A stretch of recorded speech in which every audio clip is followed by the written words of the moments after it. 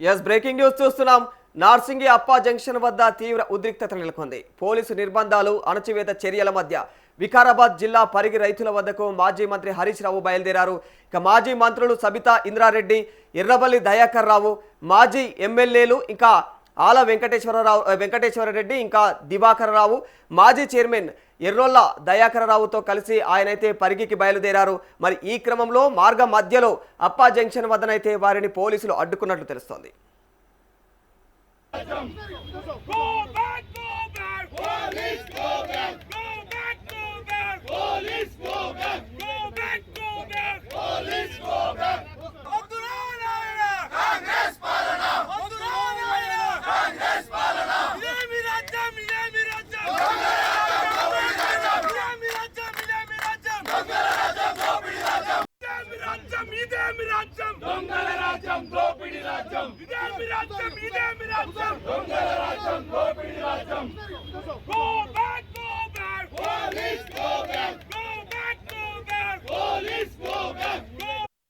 ఇక పరిగికి చేరుకోకుండా హరీష్ రావును పోలీసులు అడ్డుకున్నారు.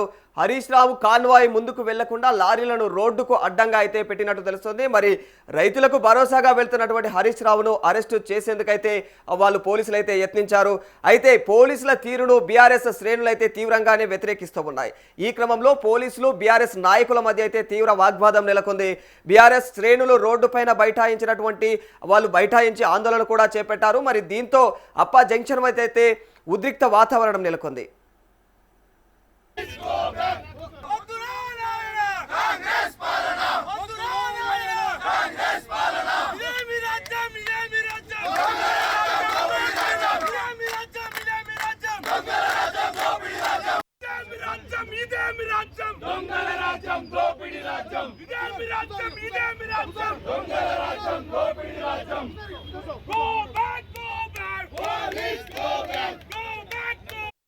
ఇండస్ట్రియల్ పార్కుల పేరుట పేదల భూములను కాంగ్రెస్ సర్కార్ లాక్కుంటుందని BRS deputy floor leader Harish Rao మండిపడ్డారు. ప్రభుత్వం ఎందుకంత భయపడుతోందని చెప్పేసి ఆయన ప్రశ్నించారు. ఇక ప్రజలు కూడా ఎక్కడైనా నిరసన తెలిపే హక్కు ఉందని చెప్పేసి గతంలో కాంగ్రెస్ చెప్పిందని కూడా తెలియజేశారు. ఇక బలహీన వర్గాల గొంతుకగా అయితే పనిచేస్తుంటే ఎందుకు అడ్డుకుంటున్నారని అయితే ప్రశ్నించారు. మరి పరిగి పర్యటనకు వెళ్లకుండా అయితే తనతో పాటుగా కూడా సబితా ఇంద్రారెడ్డి ఇతర బీఆర్ఎస్ నాయకులను హౌస్ అరెస్టు చేయడం పైన అయితే ఆయన మండిపడ్డారు. మరి కాంగ్రెస్ ప్రభుత్వం ప్రజలను భయభ్రాంతులకు గురి చేస్తుందని చెప్పేసి కూడా హరీష్ రావు అయితే తెలియజేశారు.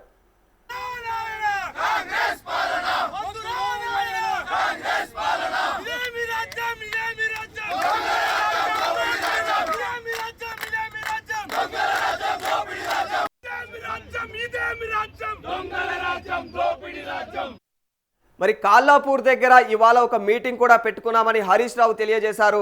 కానీ అక్కడికి వచ్చి టెంటులను కూడా పీకివేశారని, ఇక మహిళలను అరెస్టు చేసి పోలీసు స్టేషన్కు కూడా తరలిస్తున్నారని చెప్పేసి మండిపడ్డారు హరీష్ రావు. అయితే భూ బాధితులను భయభ్రాంతులకు గురి చేస్తున్నారని చెప్పేసి ఆయన తెలియజేశారు.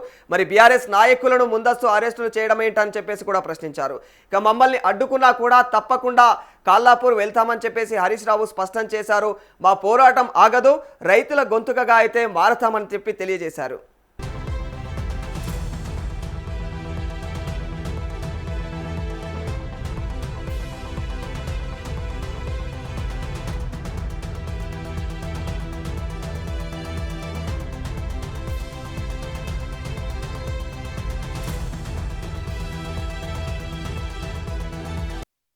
సీఎం రేవంత్ రెడ్డి రైతు పక్షపాతి అయితే టెండర్ పిలిచి కోహెడ్ పండ్ల మార్కెట్ నిర్మించాలని హరీష్ రావు అన్నారు. మరి చిల్లర పనులు మానివేయాలి, ఇక భూముల వెంట కూడా పడవద్దని చెప్పేసి సూచించారు. ఇక 22A నిషేధిత జాబితా రివ్యూ అయితే చేసి తక్షణమే ఎత్తివేయాలని చెప్పేసి డిమాండ్ చేశారు. వెంటనే ఇండస్ట్రియల్ నోటిఫికేషన్ ఉపసంహరించుకోవాలని కూడా తెలియజేశారు. రైతులకు తిరిగి భూములు ఇవ్వాలని సూచించారు.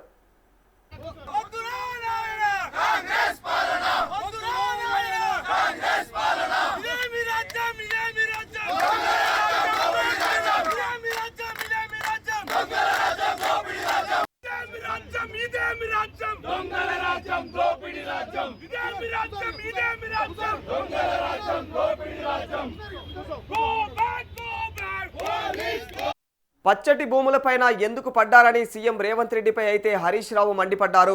ఇది భూసేకరణ కాదు, దళిత బలహీన వర్గాలపైన ప్రభుత్వం దండయాత్ర అని విమర్శించారు ఆయన. అయితే కాంగ్రెస్ అధికారంలోకి వస్తే ఎస్సీ ఎస్టీ అసైన్డ్ భూములకు పట్టాలు ఇస్తామని చెప్పేసి అన్నారని చెప్పి గుర్తు చేశారు. పట్టాల మాట దేవుడు ఎరుగు కానీ ఇక ఉన్నటువంటి భూములను కూడా లాక్కుంటున్నారని చెప్పేసి ఆగ్రహం వ్యక్తం చేశారు ఆయన.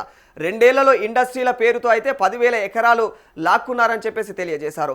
మరో 40,000 ఎకరాలు కూడా లాక్కునేందుకైతే ప్రణాళికలు వేసుకున్నారని పేర్కొంటున్నారు హరీష్ రావు. మరి స్పీకరు సీఎంల రాక్షసులుగా అయితే ఉంటారా లేకపోతే భక్షకులుగా మారతారా అని కూడా నిలదీశారు హరీష్ రావు. మరి దళితులు గిరిజనుల భూములను లాక్కునే ప్రయత్నం చేస్తూ ఉన్నారని చెప్పేసి కూడా హరీష్ రావు మండిపడ్డారు. ఇక రేవంత్ ఆలోచనలు భూమి చుట్టే తిరుగుతున్నాయని చెప్పేసి కూడా హరీష్ రావు ఎద్దేవా చేశారు. దొంగల రాజ్యం దోపిడీ రాజ్యం